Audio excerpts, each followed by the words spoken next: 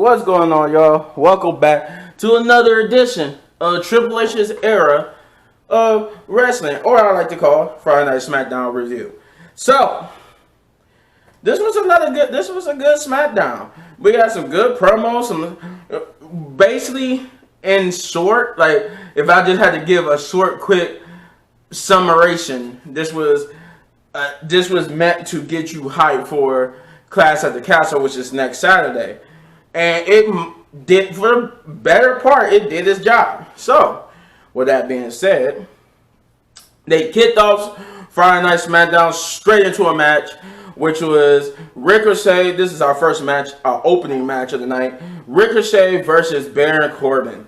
And this was a good match. And Baron Corbin looked good. I honestly could say that I enjoyed watching Baron Corbin. I enjoyed watching this Ricochet put on the spectacle and, come back from a beatdown after a certain round of Baron Corbin, beating on. It looked like they moving away from him and Pat McAfee, although Pat McAfee still calling him a bum ass and, a douchebag.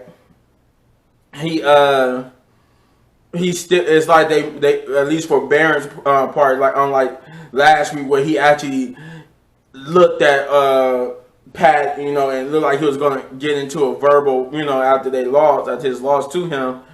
Now it just looked like he just basically focused on Ricochet and tried to win, but other than that, it was a good match and Ricochet ended up coming out with the victory. I'm looking forward to see what they do with him. They look like they trying to reinvigorate him, trying to get him reestablished as a guy.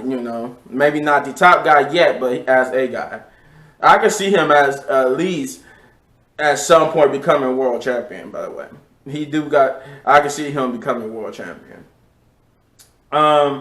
We got the first of two. So this is part one of two Drew McIntyre promos are like video packages, and it's called Drew McIntyre's Journey, and they go through a retrospective journey through Drew McIntyre's career, starting from in developmental and the indies, working his way up to being the chosen one of the Vince McMahon, and so forth and so on. But then, like I said, this is only part one, and it ended like a part one. And then right after that, we got a Karrion Kross promo, who basically said that it could truly be Drew McIntyre's time, or maybe just at the right moment he'll put his fist to the back of his skull, and basically he said only time will tell. TikTok. Not a bad promo, a Karrion Kross promo to say the least. We got the second match of the night, which was the Last Chance Fatal 4-Way featuring Dana Brooke and Tamina, Sonya and Natalya, Isaiah Lee and Santi, and Nikki Cross and Doudrop. I almost forgot the last person, but the reason why I remember, because there's a setup for it. It's a setup for Nikki Cross and Doudrop that I think they hinted towards. But the match was short, but it wasn't bad. It was okay, and Sonya and Natalya ended up getting the victory, and they will go on for later on in the same night to face Raquel Gonzalez and Aaliyah. So they basically was going to have that semifinals match. They just had to figure out who it was going to be against. But yeah, Sonya and Natalya won. They had a backstage promo, and you could see while they was being interviewed, you could see in the background Nikki and Doudrop are arguing.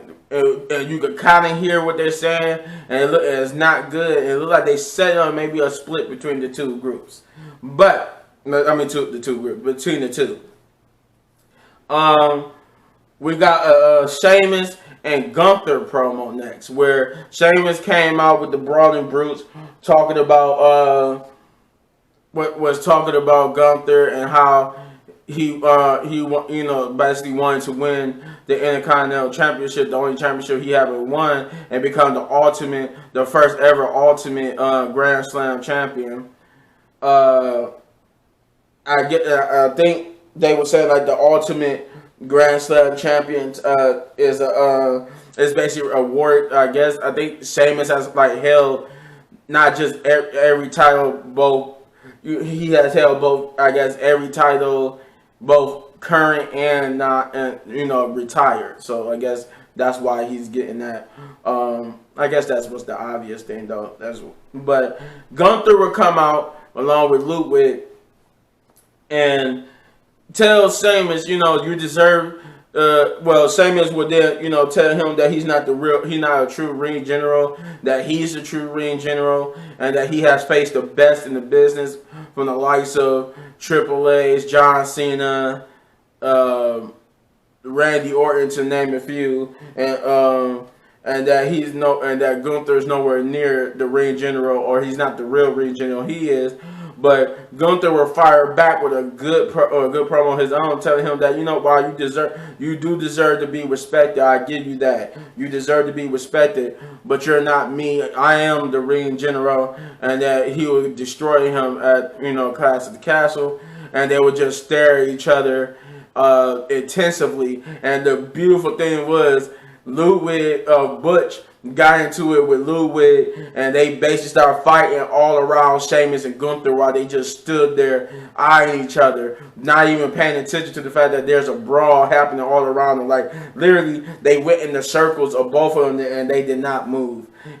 Even Ridge Holland would get involved, but Ludwig would dispatch Ridge Holland and still continue to fight with Butch, until both of them basically collided and fell at each other's respective leaders. Butch at the side of Sheamus and Ludwig at the side of Gunther, and without even breaking contact, they just basically picked up their respective teammate and were just holding them back. And then with Ridge got back, Sheamus going like this to both of them, Gunther going like this, and they just back away from each other, still staring each other down, and basically making you hype. Now that's making you hype. Now that's the Drew McIntyre and Roman match. I'm not just hyped for. Now I'm hyped for a lot of things. I'm hyped for Liv Morgan versus Shayna Baszler, who also got a little promo there, but it wasn't on the show. Let's see.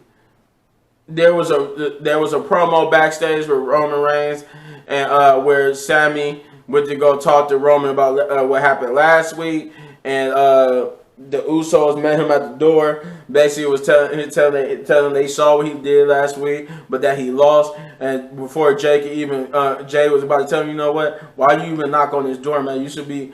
He says Jew's still walking around, so why you even? And Roman said, "Who's that? Is that Sammy?" He said, "Why you sitting out there? Come on in."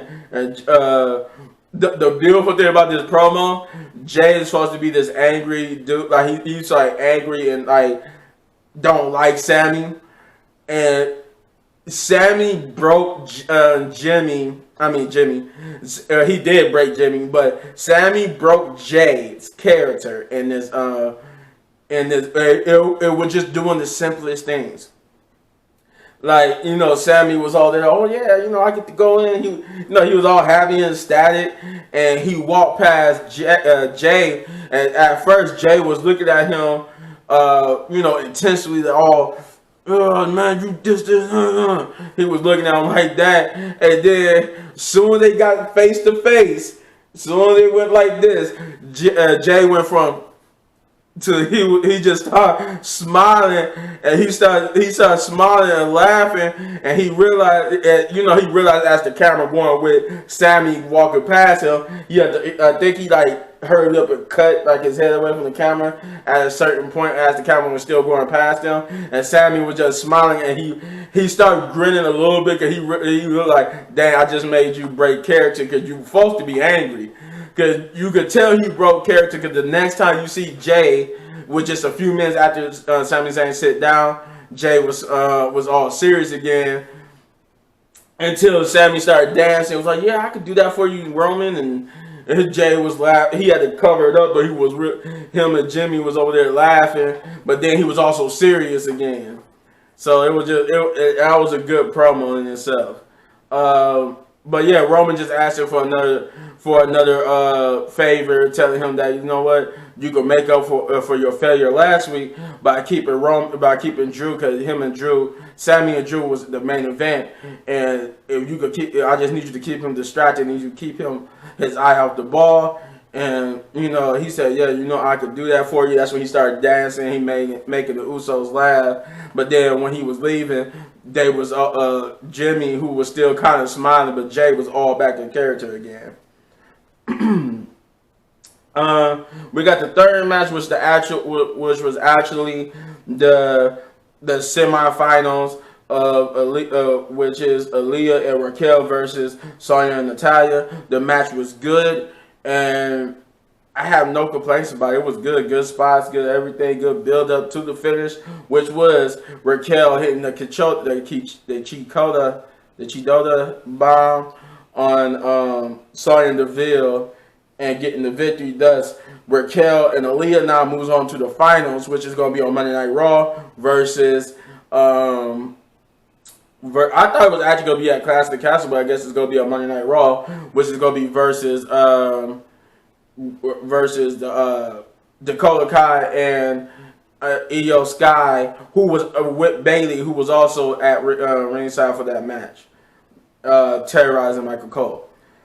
We got the New Day promo, basically talking about their recent setbacks with the Viking Raiders and how they it looked like they was doing like this whole, like they was caught, maybe it was time to call it quits, but the Viking Raiders took the bait as it was just a ploy.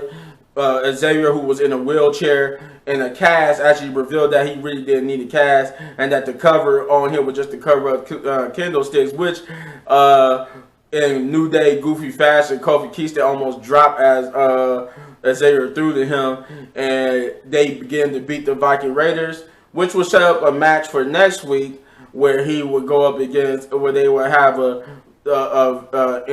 Vikings Anywhere match, which is just a Falls Count Anywhere match. They started talking about Karrion Kross will have a debut match, his re-debut match next week on Smackdown, and then Ronda Rousey's Final Judgment, whatever that is. There was another that was part after this. It was part 2 to the Drew McIntyre Journey promo, and then we got the main event, which was Drew McIntyre versus Sami Zayn, which was actually good bout. They actually made Sami looked good and Drew looked good. He didn't look like it just it looked like it was just a foregone conclusion that he was going to win, but he looked good, like he took it to Drew, but Drew would end up getting the victory with a Claymore kick. But there was a post-match beatdown with the Usos, who in the middle of the match tried to help Sami Zayn win, but it didn't work out for him. But then that's why they was there to beat him up, and Roman Reigns would join them, and they basically beat up. Those Drew did he did hold his own at one point against all three, but the numbers games got too many, and they started beating him up. Sami Zayn will follow suit, and it was for, even when the numbers games got the best of Drew, it was only the three of them, and then Sami eventually recovered from his for the Claymore kick and helped them, and now it was four on one, and they basically beat up Drew, even beating him up with chairs. Roman put him in the guillotine and basically put the chair up like how I'm sitting right now. He put the chair like in between Drew's neck and chest area, and just sat there over unconscious Drew, telling him that he dared him to try to take this from him and stuff like that to end the show. And the beautiful thing was they ended it with Roman Reigns with both titles taunting Drew, while Jay, Jimmy, and Sammy was behind them going with their hands up in the air saying, "We the ones." They really are playing into this Sammy wanting to be part of the bloodline. I thought he was like at first when that started, I thought he was trying to use the bloodline, but he just really want to be a part of the bloodline. Like it's not him using unless they turn back around. I was like, oh man, this was a long con. But with all that being said, this episode of Friday Night SmackDown was good. I mean, I think the only thing was that the fatal 4-way for the last chance to see who was going to go up against Raquel and Aaliyah was just too short. But other than that, the match itself was fine. It was just too short. And everything else, yeah. Other than that, it was good. I'm going to give this episode. You know, I've been giving out a lot of 8s lately, and I was going to give this a 7, but then as I was talking through this, I'm going to give it an 8 out of 10 big ups. Just because it was going to get a 7, but then I'm like, you know what? I really did enjoy it. It wasn't a perfect 10, but it wasn't really a 7. It deserved an 8. So yeah, I'm giving it an 8 out of 10. And but you let me know in the comments down below what you thought. If you enjoyed this review, you hit this button right there in the upper right corner for all of my WWE reviews. And if you enjoyed this video so much you want to support the channel, you know what to do, guys. All you gotta do is hit those buttons. And as always, hit any one of these videos for more of my amazing content. But don't go anywhere. Got more coming your way, gameplay wise. Peace.